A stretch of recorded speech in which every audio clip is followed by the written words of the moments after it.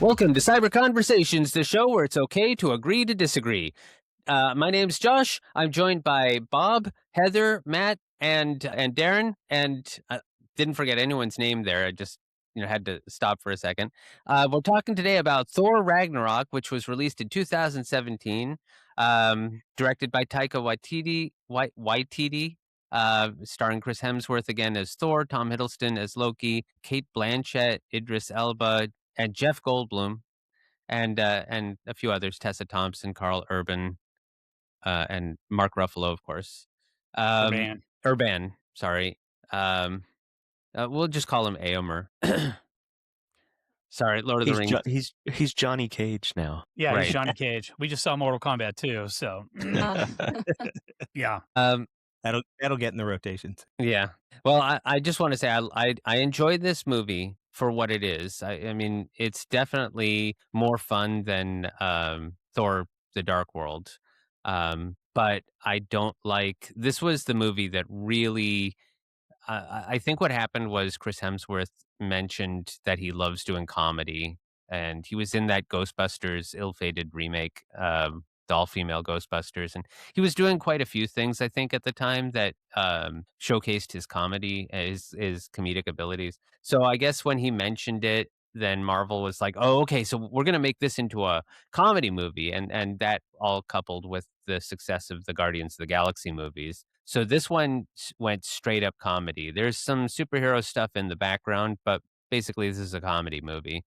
And I don't like that because I came here for a superhero movie. I appreciate that Marvel movies always have injected humor into their movies, but this one goes a little too hardcore. It doesn't seem to take Thor seriously. And I mean, he's the main hero of the story. But again, I say that hesitantly because I don't want to sound like I don't like it. I still enjoyed this movie a lot. Well, I think we need to look at where Thor. We had Thor, and then we have Thor: The Dark World. So it's kind of like, where's Thor at right now? We had lighthearted Kenneth Branagh, does mother knoweth you weareth her drapes scenario. I mean, he was. We talked about that in a previous podcast.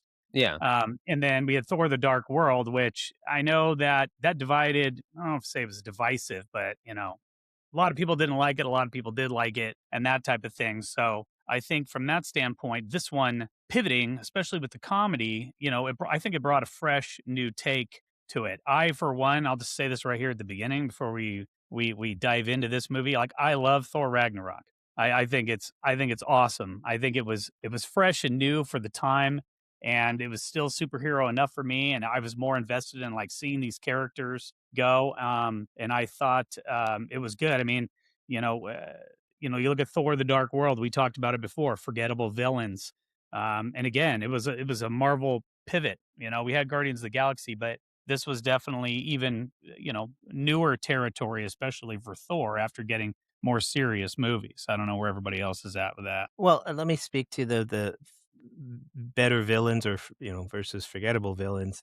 I think Hela wasn't really interesting for what her character was. It was just for what she did in terms of the one and only thing she did that was memorable was blow up Mjolnir.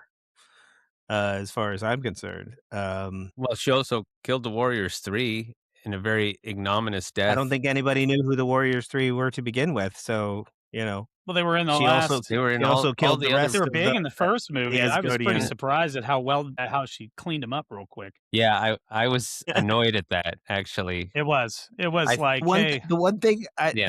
thing I really enjoyed about Cate Blanchett's performance was I kept thinking, oh, this is what Galadriel would have been if she had succumbed to the ring. Nice. That's where I was at. I was like, that's the lens I was looking at her performance through. It's like, oh, okay, Galadriel gone bad. I like it. Yeah. Heather, Matthew, what do you guys overall take? I really like this movie. I know I sound a little bit of a hypocrite trashing Spider-Man for its use of humor and Guardians for their use of humor, but at the same time, I don't care for a lot of the humor in this film. I think it falls in line with kind of that toilet humor that we came to see in James Gunn's movies. Some of the jokes do land. And Jeff Goldblum adds a layer of comedy because he's Jeff Goldblum. Yeah. And I like that. He always plays himself, but he always does a good job at playing himself. And I can't really think of a movie where he's been bad in it. The movie may be bad, but he's never played a part poorly, I would say. So Death I Wish. think this is I've never seen that, but Which one? Death Wish. He was in it for like 5 minutes. He was one of the guys who killed Charles Bronson's wife and daughter. But it was like a bit part because he was relatively unknown at the time. Right. But I think this is the best Thor movie for me personally. I do like this movie a lot still. I think it's very rewatchable compared to some of the other films we've discussed. I always look forward to watching this movie. But just some of that humor doesn't land. I don't think that Thor was completely incompetent in this one like he was in Love and Thunder. I do think they dumbed him down a little bit and even nerfed his power level a little as well. But overall, I think this is a good movie. I think it has a pretty large sense of finality with it. I'm getting a little deep already, but I think, Asgard gets destroyed, Odin dies, Mjolnir is destroyed. There's a lot of big moments that happen in this movie, and I think this is kind of, I know we've talked about the cosmic stakes being raised in Guardians of the Galaxy 1 and 2. This, for me, is the movie where the MCU started to shift in direction. Like, hey, we're going to start taking really big leaps into some future projects. And this is the first movie that we're doing that with. And we're kind of closing the door on it being only Earth related. I know Guardians is space related, but it wasn't connected at this point. Mhm. Thor has been integrated into the Earth storylines from the beginning. And this movie goes right into Infinity War. So I think I like that about it as well. You can tell this is a closing of a chapter and going into that, I guess, finale of the Infinity Saga. So that's where I stand with it. Yeah. Heather, what do you think? I really like the story of it.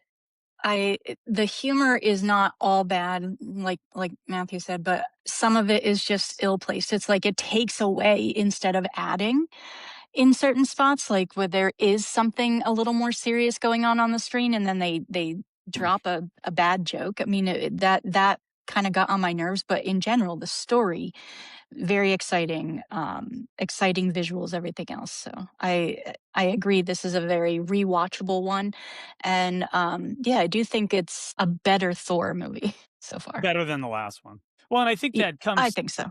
Yeah, I think that comes with, Taika Waititi. I mean, he's got that improvisational style. I mean, I look at Free Guy. That's another one of the 30 that I like to watch with Ryan Reynolds, who, just like Jeff Goldblum, you get Ryan Reynolds as Ryan Reynolds, and we still enjoy it. But he's got that humor mixed with real emotion component. If you look at some of the stuff that he does, but it was definitely a tonal shift. And I don't know how you guys feel about it, but I think it's kind of like it was like trying to do what they did with Guardians of the Galaxy in terms of the humor without kind of copying it. I don't know, if you. It seems like they tried too hard. They tried a little too hard. Well, I think they tried too hard in Love and Thunder. They tried even harder. But that one, right. But I think I mean, I don't know what you guys feel like. Right time, right place for a Taika Waititi to come in and do his particular style. I mean, I think it was. I don't think it was just the success of Guardians and going that way with it. I think that again, especially after Thor: The Dark World, just looking at the Thor property, the IP of what Thor is, and it was Dark World was like, and everybody was kind of like, they didn't really like it. I think that it needed something. So I don't know what you guys think about that. Well, I think the problem with the Dark World, excuse me. I think the problem with the Dark World was that it didn't have enough comedy. It took itself too seriously. This one, they didn't take itself seriously at all, which I think was to the detriment. And again, I'm not saying that I didn't like this movie, because it's still very enjoyable. As both Heather and Matthew said, that some of the jokes land and they're very funny, and I still laugh at some of the things they say. but there's also an overall silliness to it that bothers me. Like the scene at the beginning when Thor first gets back to Asgard, and we have Matt Damon and Luke Hemsworth playing Thor and Loki as And then Sam you know, Neill in as that Odin. In the yeah, play. Sam Neill is Odin in the play of the Dude, that death was of Loki. hilarious. I didn't think so. I thought it was, But that was such a and Loki also, thing to do.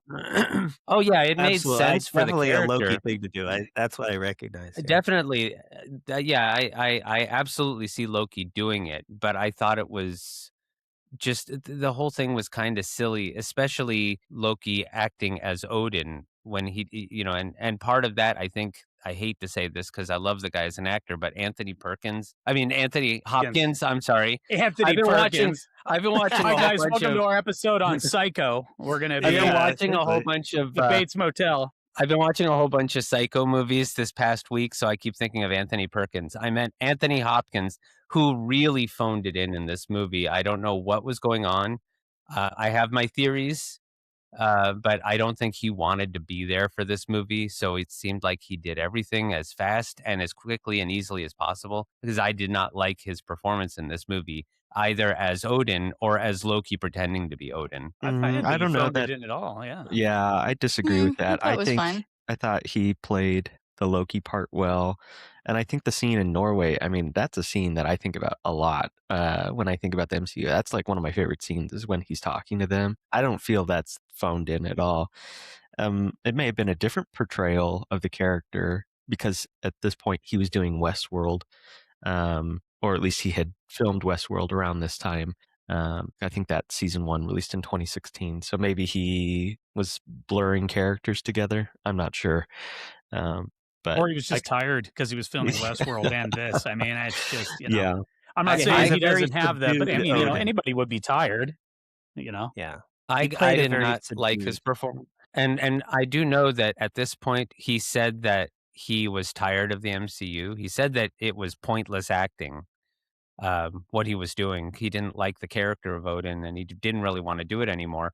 I think he was locked into 3 movies in his contract, so he had to do the 3 that he was in. But I think that he was trying to finish this as quickly as possible. I didn't see nearly as much emotion from him in any of his scenes. I like how they were written. The Norway scene was written well, what he says, but the way he delivered it seemed like he was just kinda like, let me just say the lines and go home. I don't wanna be here." well, I mean, his character is dying in that scene. I so- agree. I know, but that was still the sense I got, that he didn't I Sure. didn't get I didn't get the sense that the actor wanted to be there. I didn't register any of that. I just the movie wasn't focused on him so much. I mean, you know, he was kind of a background character for this He did story what he needed itself, to you know, like do.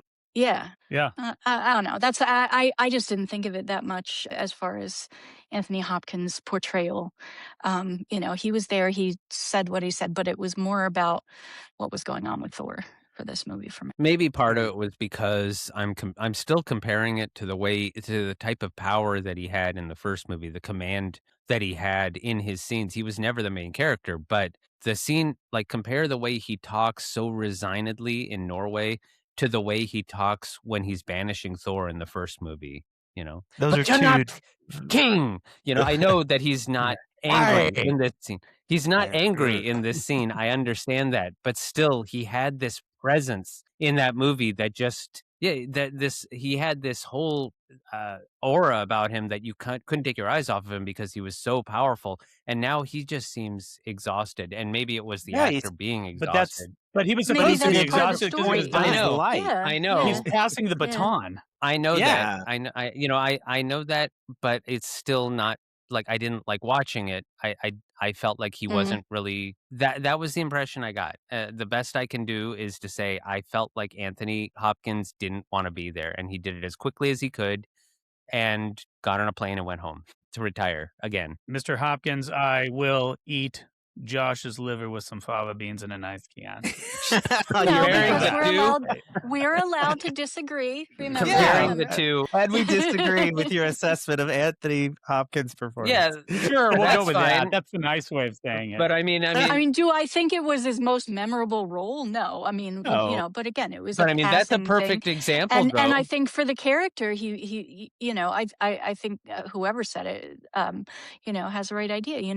As the character was supposed to be exhausted and reaching the end of his time. So Yeah, I get it logically, but still, I mean, as you said with the you didn't fava like watching beans. him. Well, I got it. Go ahead, Matt. Go ahead, Yeah, Matthew. go ahead, Matthew. I was just say the context of those two scenes you compared are very different, though, and Agreed. I get what you're saying, though, because he's just kind of sitting on the rock and that's it. The Yeah. Norway scene, but I think his delivery of that. the lines and Remember I this think place. I think that's a pretty memorable scene. I feel though when he's watching the play, I don't think that he's phoning it in. I think he's very lively and he's enjoying it. Well, I and thought it was don't funny. He's moving his hand, and then Thor shows up, and he's like, "Oh shit!" know.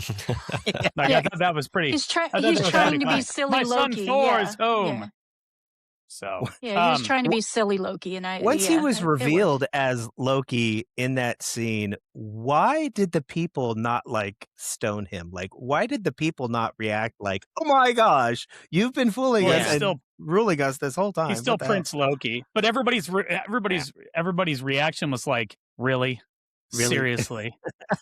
Yeah. I wanted to jump back to the opening scene because I kind of wanted to take us back. I know we could talk about this one Odin scene talking to Chris Hemsworth and Tom Hiddleston for the rest of the podcast. However, I wanted to go back to the tone because I still wanted to finish that up, which was the opening scene. I mean, that completely set the tone. The chain, when he's in the thing and he's talking to the thing. The He's talking Thor to the versus skeleton. Surtur.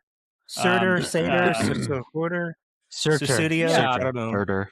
Like, see, and I felt like I come back to Josh's point, and Matthews, I think, said this during our Spider-Man Homecoming, available on all podcast platforms and YouTube. Is it's kind of like Josh, you had mentioned it that we have this it didn't feel like a superhero movie, but I felt like the opening scene, while funny and kind of gagful, we had the cool song. I still felt like it was very much a superhero movie. I mean, he's taking on Surtur, he's spinning his hammer, and Yeah, we see that after we saw a scene of him saying, sorry, I'm going around in circles. I'm not even moving it. Yeah. He's not even Yeah, taking that was Surtur. unnecessary. And we're talking about Surtur. Yeah. And again, for those of you who don't, I know a lot of people don't know about the actual mythology, but Ragnarok, in the movie, it's like some escape plan from Asgard, and that's the destruction of Asgard, and that's all. In the mythology, Asgard was the end of all things. It was the end of the I mean, cosmos. Ragnarok was the end of all things. I'm sorry, not Asgard. Ragnarok. I'm sorry, not Asgard. Ragnarok. Asgard. Sorry. And Surtur was the one who was supposed to do it, and he's supposed to obliterate first Asgard and then the entire universe. So him being laughed at is just kind of like one of those things that just had me thinking, ugh, this is going too far. Yeah, the chain, that was one of the jokes, didn't land. It didn't land when I first watched it. I was like, Yeah, even when he calls for Mjolnir and I timed that badly. I mean, like it was so awkward that part of the comedy was just so awkward. Yeah, It was, the like, fight scene unnecessary. afterward. I Yeah, like the it was fight scene. great. Yeah, the fight Yeah. scene was awesome. Yeah, and I thought it was a you know. good callback to the first movie when he's doing that with the frost giants, and now he's doing it with the fire. I don't know what you would even call him, but Surtur's He's a minions. fire giant, but Well, yeah, but I don't know what his minions elemental. are called. I love Surtur's design in this too. Yeah. I think his helmet is awesome. Yeah. And but I love didn't the like immigrant that whole song. thing either, where Yeah. he's like, I thought it was a unibrow or something like that. It's my hat, it's my crown, or whatever it is that he says. Right. Yeah, it was a little too much. The Yeah. opening I thought scene's the awesome. though. cinematography in the scene was a bit too dark. I really couldn't follow the fight. When he was hitting Surtur and interacting with Surtur, a lot of light was coming off of him personally, so you could kind of tell what was going on. But all the minions he was fighting, I couldn't tell who was hitting who with what. Yeah. I had to infer it by context what occurred, but the cinematography was just really dark. I couldn't get much from that scene. So I don't know. But That's my it take is on a that. different tone. It was a different tone shift, and you could tell that this was going to be a different type of movie. But I think if you didn't recognize that by the trailers, Yeah. But even Yeah. the title sequence, you can tell because it's very, very colorful when, Yep. Mhm. first you get the rainbow bridge and he goes up and then it says Thor Ragnarok and it's like all colors and then I the dragon gets decapitated without even a fight. So I did think the Carl, since we're kind of talking about the opener, and this is part of it, is the setting the tone is the Carl Urban there with The at the Scourge. that's another thing. Bifrost, and he's like, "This is Dez and this is Troy," Yeah, and then he's and doing the that shake also weight. So I thought that was hilarious, man. I It was like, "All I right, think I'm having fun. I'm I enjoying think myself." I think that also bothered me, and again, it's because I have a small background in the comics. Again, I'm not an avid comic book reader, but I know who Scourge is in the comics, and this isn't Scourge. This is some Carl Urban deserves better than this. To be some sniveling coward who does what he does because he wants to survive, rather than Scourge in the comics is a major supervillain who, I mean, he's kind of a simp because he does it all for the love of Amora, a character who's not in the MCU. But he was a villain in his own right, and in this movie, he's Bane from Batman and Robin. He's nothing more Oh, I than don't know. I don't know about that. he's like a henchman who doesn't really think for himself. Oh, He's some just Hela disagreement. says, So "Yeah." no Hela no says, no "You can join no me or die." comic background. You're talking about No comic background, and I would never have known that he's like some major villain. Exactly. I didn't I see a thought most I didn't see a people comic I wouldn't thought he know that. was. Exactly. He's Yeah, not I thought he Bane. was a He's not henchman. Bane from Yeah. Batman and Robin. He's definitely more than that. I We're don't talking know. about In the this Batman and movie, Robin, agree. He's George more than Clooney, that, but yeah. not Yeah, Tom Hardy's I'm portrayal. not talking about Tom Hardy's Bane, which was at least a villain. I'm talking about the Bane in Batman and Robin with George Clooney, where he was a Reduced, right? nonverbal, like Oh. henchman, Yeah. you know, and a Um, weakling too, until she gives him the venom. Like that right. was Great also. costume design on that Bane, though. That was great It was great costume design. Josh, let's tell the story. Let's tell the story of how we went and auditioned for Robin. Is now Oh, the time and place? yeah. What? Remember, we went to, so they did open auditions for this is I'm gonna This totally is put this up on social This media. is before Batman and Robin. This was like before This Batman. for Batman Retur- Forever. This is before Batman Returns. It was Was it? before because he originally So was supposed to appear in the second Batman movie, Batman so Returns. so I'm gonna tell this story right now. So we went to Warner Brothers. they did it. Yeah, we went to Warner Brothers Studios. Josh had like a condo right outside like the gate. Back in all right? '93, And was it? yeah, No, it was like before earlier that. than that. It was Yeah. Josh, me, and Mike. We went up there and they were doing open auditions in LA and New York for Robin. And they brought us all in like 300 people at a time. It was a cattle call. Yeah, it was a cattle call. We all sat there in one of the studios, and they had like two older ladies, like moms. They look like average moms, and they just walked back and forth, and they were like, They'd have and they just looked 20 at people everybody. come in. 15 to 20 people would come in. No, They'd no, have it us was line like up. 200. We were No, remember the full line. I'm talking about when they brought Oh. us actually in. We sat there Yeah. waiting for hours, and then finally they'd call for the next 15 people in line or 20 people. They'd have us come in, line up and face them, and stand there. And they'd ask for our action shots. We had to have headshots or Right. some kind of action and pose. and I printed those out really fast at Walgreens. But anyway, then we were told to leave and then shake their hand and say, "Have a great day," or something like that. And that was the audition for Robin. Yeah. Well, That was again, it was a cattle And call. then Chris O'Donnell, years later, Chris O'Donnell became Robin. And Yeah, because Robin but was we did not have that used. experience. Yeah, We did because have the experience. Robin was canned for Batman Returns, so he didn't appear in it at all. But a cattle call isn't really. I mean, you say it's an audition, but that's a bit much. A cattle call is just looking at people and deciding who's going to actually audition for the role if we Right. had the right look. I just But know we that did my shake their action hand pose. and we had to say a line. We had to speak a I line. got and I got Yeah. I got to give them a picture of me skydiving because that was the best action shot I had. Yes. Me Anyway, jumping out of a sorry. plane. We Did you have a totally bat symbol went on off your on that. parachute or whatever? No. No, but you should have seen some of the people in line because they were talking about how they might do Jason Todd And remember the person standing behind us was in full drag get up in a Robin costume, but drag. It was really fascinating. Anyway, let me get back on track. So Asgard, I'm not sure it was a Asgard, costume. I think that's just how people are in Hollywood. not back in like 1990, 89. That was a little unusual back then. Anyway, so we talked about Odin's death. Then I want to get into Hela and how she's presented her entry into the movie. She obviously destroys Thor's hammer. I do like her, and I think part of that is because of Cate Blanchett. I'm not as We familiar. know you like her. Well, Cate Blanchett is a woman who, like, I don't, a lot of her movies I haven't seen because they're not my type of they're not my thing.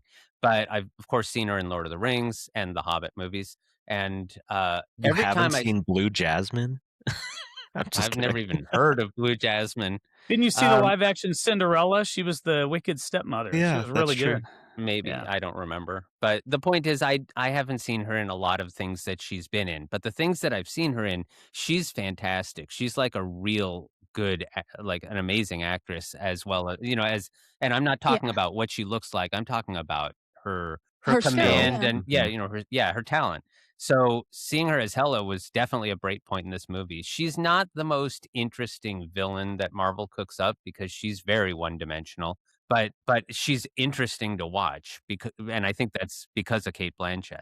But the thing is I don't know if she's one dimensional. I thought that too, but I would say that it's just I got more of a vibe that she's more singular focused in terms of like, this is what I want to do. She definitely has had more depth than the previous villains. We brought that Well, up yeah. I mean, in other I would say podcasts available on all Mhm. podcast platforms. I would And say I think that you're right. Maybe I'll re-say what I'll amend what I'm saying. She's not one-dimensional, she's like one and a half dimensional. well, that's That a half half di more dimension That's than the last couple. because it's not just that she wants to take over Asgard alone, it's also the fact that she feels, dissed by Odin, Right. and that at Um, least is But doesn't Matthew, that Heather, add Darren. motivation? I mean, I don't. I like Hela. Again, I agree. I think Cate Blanchett was the perfect choice for this. I couldn't see anybody else playing this role. Her design, her costume design was awesome. Yeah, costume design was good. You can tell she's the big bad right out of the gate, just by looking at her. And I like how she very quickly outmatches Thor and Loki, despite both of them being fully powered at this point. She's like, "Well, you're nothing," and everything else is nothing to her. To the point, if she's one dimensional or one and a half dimensional or singular focused, I mean, you could say that about every villain in the MCU, even Thanos at that point, because his only purpose is to get all 6 Infinity Stones and reduce half the population of the universe, and that's it. And all of Hela's motivation in this movie is to reveal the truth about Asgard and what Odin originally had planned, and then expand their kingdom beyond the 9 realms. So I think it's a good villain. I think it's well written. If it is a little bit of a thin motivation, and it's played really well, and I think it's an even match for the hero, which not doesn't happen in every MCU film. Mm, The villain's not always true. evenly matched. It's either they're underpowered and they have to take advantage of the hero, whereas this one, they're very clearly more capable than the hero of this film, at least at yeah, the beginning. yeah. Yeah. I did I, like I her character design too, and the way she comes out with her hair kind of disheveled and her costume is ripped a little bit, and then she kind of sweeps her hair back and it turns into that helmet. That's cool looking. hmm Darren, what were you going to yeah. say? Well, I'm sorry about that. yeah. Go ahead. No, I will. I will from this point on refer to her as Bad Ladriel. Uh, uh, because, like I said, the portrayal just reminded me of not what this MCU character could have been, but what the Lord of the Rings Galadriel could have been if corrupted by the ring. That's neither here nor there for this movie, but everything she did was like, oh, yes, that's a corrupted person's interpretation of what they should be doing in this situation. No, you're met with people who are like, hey, stop, let's talk about this. And you're like, stabby, stabby, stabby. That's what a one dimensional villain does. So in that regard, I agree. Not fleshed out at all. I think she should have been more emotionally charged by the betrayal that Odin perpetrated on her, and more I think directly and viscerally resentful of um, Thor and Loki in the scenes where they were interacting.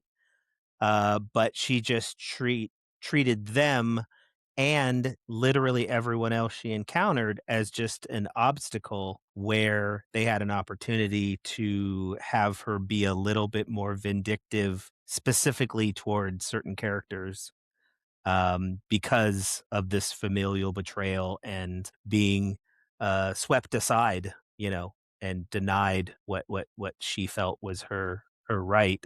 Yeah. yeah, I Yeah, I agree. just thought it Heather, wasn't built up enough.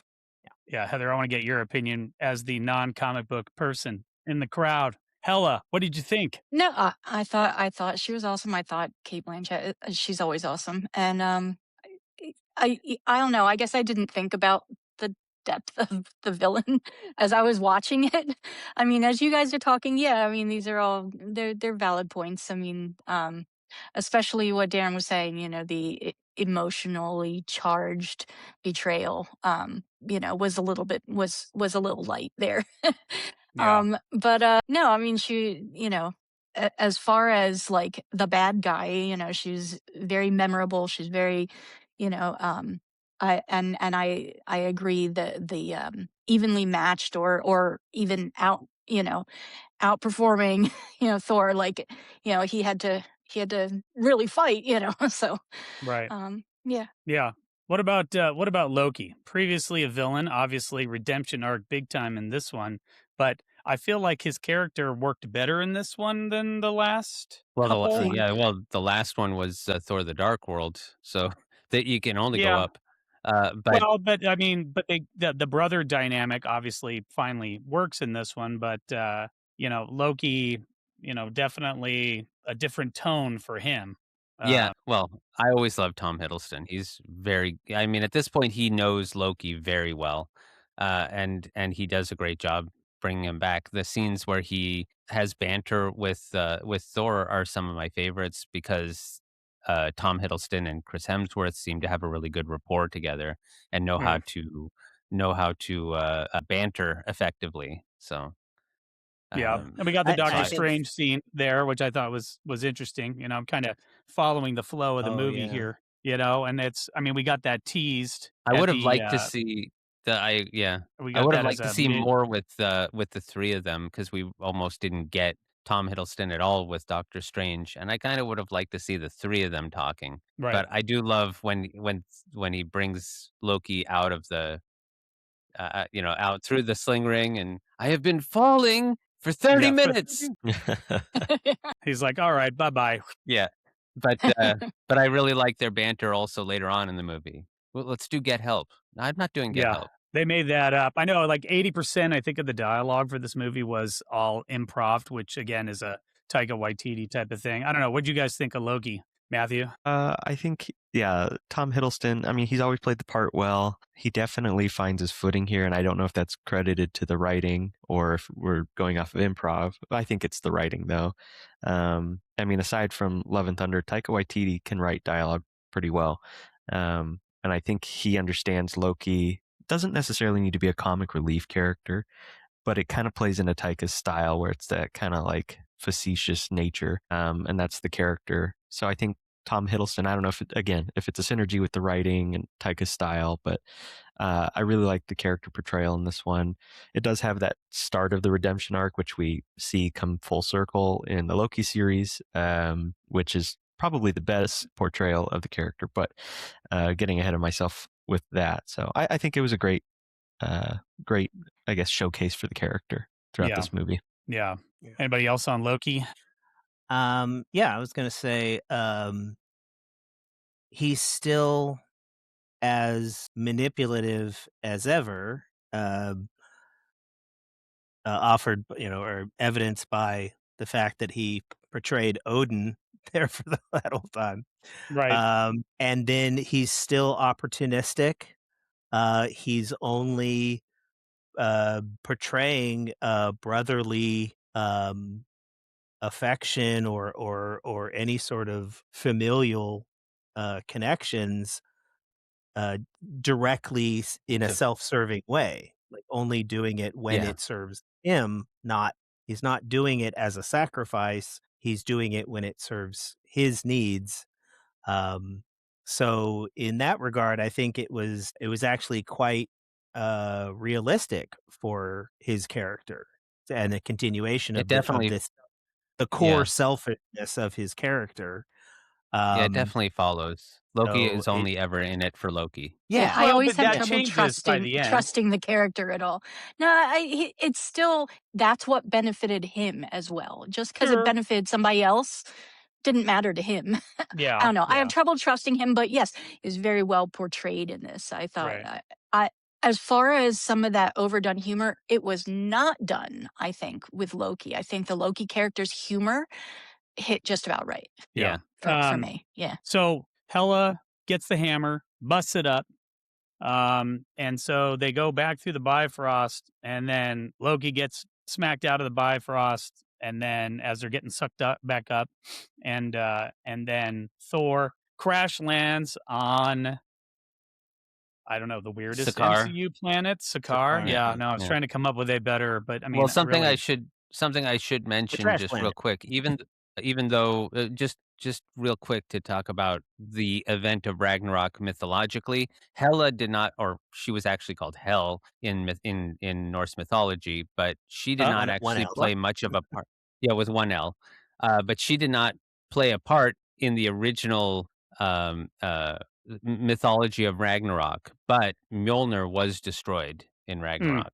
hmm. Hmm. But it's Oh, kinda go ahead. interesting because Hel and Fenrir, the wolf, are both children of Loki in mythology, but, of course, the whole family thing is very different in mythology than it is in the MCU. Thor and Wasn't I Loki are do not like Fenrir? the brothers. Wasn't it? Who was it in Harry Potter? What was it? Fenrir Greyback. Yeah, Yeah, Fenrir Greyback. Yeah. that was a callback, but Fenrir the wolf was from Norse mythology. He was Don't always a mock me, giant. Dad. He was always a giant wolf, but, he was also one of the sons of Loki, and he's actually Fenrir is the one that killed Odin in Ragnarok. Yeah, yeah. Oh. So Sakaar, weird planet. We get a look at Valkyrie, obviously. We got Jeff Goldblum. I'm gonna say this. Thought I thought the Willy Wonka and the Chocolate Factory little entry into that was awesome. Having Like because Yes. I dug on that. I I thought that have was hilarious. for those of you who don't know, I have a daughter. She's been on the show once. And when she was younger, I showed her Willy Wonka and the Chocolate Factory, and of course, because she was a kid, she wanted to watch it on endless loop because that's what kids do. And so I got to know that whole movie very, very well. If I already didn't know it, which I did from when I was a kid and watched it endlessly. So I've always had a thing for the scary tunnel and that whole sequence. And if you haven't seen how it should have ended, you owe it to yourself to find how it should have ended and see how Willy Wonka should have ended because it's a classic, but also has the scary tunnel, which is amazing. And this whole sequence of Thor being introduced to the Grandmaster through that. It looks like a Yeah, Disney ride, except the music is a little bit out of sync, but they're playing the song from Willy Wonka and the Chocolate Factory, and then the Yeah. lights that shine on him, and even his scream is a definite Gene Wilder callback to Gene to the Gene Wilder. Wilder version. Yeah, There's no yeah. earthly way of knowing which direction they are rowing. Right. I thought that I mentioned this in our 120 seconds of show prep that we do right before we hit record is I really saw in this scene, the Sakaar scene, this is kind of what I was referring to is, we get an intro, Jeff Goldblum, amazing as Grandmaster, and leading him around and introducing everything. And he goes to like the DJ thing and you see everybody sitting there. That was the scene I was telling you guys about where, and again, looking it up, it was that whole Astropunk of the late 60s, Barbarella, the old Flash Gordon, not the 80s one with Sam Jones, The which is, 60s. that's top 3 movie for me of all time, by the way. Agreed. I met him at Comic-Con once, and he was such an awesome guy, and it was But like you're childhood dream come but true. you're talking So about the '60s yeah, I'm talking about the Buck '60s stuff, and it was very. or Flash I think that Flashpoint. if you listen to the background music, not when he's spinning the keyboard, but just the music there and kind of the way the sets were done and the costuming, you can very much see that influence that those did on there. And I didn't notice it the first 70 times I watched Thor Ragnarok, but here on the 82nd time I've watched Thor Ragnarok, it finally, I don't know why, it just like hit me. I know they're remaking Barbarella. I don't know who's starring in it. I think they have somebody starring in it, but I know they're remaking that. But Somebody I is just, starring in it, I can guarantee Yeah, you. yeah, somebody. sure. I don't know I could who. give you Should be Sweeney. 3 Somebody's guesses. Googling. Yeah, I was gonna say it's gonna be Sydney Sweeney It's probably. probably. I don't know. Let me look on this considering the handheld tone computer and the device that I have sexualization right of the here. original Barbarella, if you shift Yeah, it you watch forward the in opening time, scene, Obi-Wan my in, goodness. the newest one. So is what it is. No, I get what you're saying. It definitely I don't know, it almost felt like watching, I don't want to say an anime, but it had that Astro I think it's Oh, called Astro Boy. yeah, it's that Uh, Sydney Sweeney. She's yeah. Yeah. attached to it, so I Astro completely Boy. guessed. Actually, I had no idea. she has good genes. Good genes. Anyway, Sakaar, anyway. Sakaar has the Astro Boy flavor. That's true too. A little anime-esque. It feels like Yeah. that. At least the only thing I've ever seen in Astro Boy was that 2009 movie where he gets dumped into the gutter, basically, and that's the vibe I get when at least Thor first shows up. So it definitely got that. Yeah, I guess you could call it Astropunk. Still had a Guardians of the Galaxy feel to it. Actually, though. the Trash Planet completely reminded me of the movie Soldier with Kurt Russell. Remember that Yeah, one? yeah. From 89 or Yep. something like that? No, I mean, that was later than that. Not Captain EO. 98 maybe? Somewhere, yeah. Had an 8 in it. Anyway. But no, the 1998. Trash Planet. 1998. Okay, Soldier. 98. Okay. But Trash Planet, completely like things, the ships just come over, stuff falls out of the sky, and then people who happen to crash land there or get trapped there just have to just have to deal with it. And everyone who ends up there is considered by the rest of, humanity or whatever as a lost cause or not worth dealing with. And a lot of the drama and the conflict comes from the survivalist nature in this, dog eat dog, situation. And Sakaar visually looked like that, but didn't have that same dog eat dog because you had scavengers, yes, but you also had cities with parades and revelers, and you didn't have That the was same, something that I would have. That was something that I would have liked to. It wasn't like that. Sorry. Yeah, I would have liked to learn more about that. Like, why would some people become scavengers, and why would other people choose to be in cities, or were the scavengers outcasts from the cities? But they never really go into that, and maybe it's not that important. But Yeah. Well, that's I mean, something some of the that they could have scavengers talked are about. acknowledged directly by, I want to. I keep saying Emperor, but who's the He's a Jeff Grandmaster. Goldblum? What's Grandmaster. Thank you, Grandmaster. Yeah, Grandmaster, some of the and also scavengers the brother are of like Tavan. high-ranking people. Yeah, Yeah. Some of them are disposable Heather, and what was can your be shot and all that. So, go ahead. Sakaar? Well, as far as the Grandmaster, it was a little bit of that like dictator in charge and trying to keep the masses happy with this arena, fights and things like that. yeah, So definitely. um but yeah, I think that was the entertainment factor was what kept him in power, if that makes sense. Like, so he used the this tool of entertainment to keep everybody else in line. But Yeah, It's he like was Tron clearly Legacy. he was That's clearly what I. using Yeah. whatever Yeah. resources were coming from out of the sky or whatever, whatever Yeah. was falling out of the sky. and He had and some also sort just of himself. system in place He was to- just Yeah. He had a Yeah. system in place But I to mean, take he was also advantage of it. he just lived with this enjoyment. Yeah, he just took enjoyment out of it too. So Yeah, Well, definitely. I yeah. think that so we're at Sakaar. And Thor's going to fight in the gladiator games, and then well, we get the big reveal. Lo and Oh, go ahead, behold, Josh. well, I wasn't sure if you all knew this. I bet that Heather did not know this, but the Grandmaster is actually brother to what's his name? Tanalier Tavar.